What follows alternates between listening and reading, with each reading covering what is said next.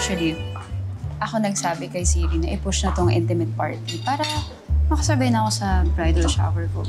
Para tipid, diba? Hindi dapat ganun.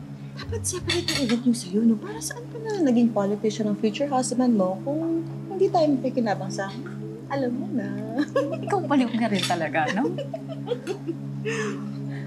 Alexa, buti naman nakasama si 30 kasi initially sabi mo ikaw lang yung pupunta eh.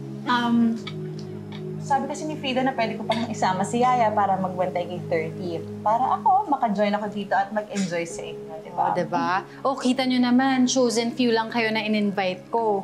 Ah, wait lang guys ha. I'll just go downstairs para check ko lang yung other party kung pwede na sila mag-start.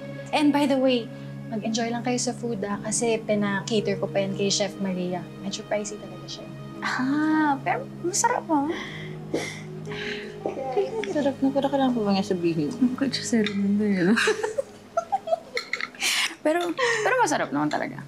Pero ginamit mo pa rin akong palusot kanina. Ikaw naman. Hayaan mo na.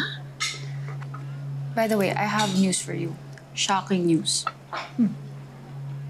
Nag-cancel yung wedding photographer ko due to family emergency. OMG! Pero may nahanap naman na kayong replacement. Actually, more like nag-recommend siya. Wala mo sino. Girl, bakit ang damot para makipaghulaan sa'yo? Sabihin ko na lang. Si Eileen Jurado lang naman. No freaking way.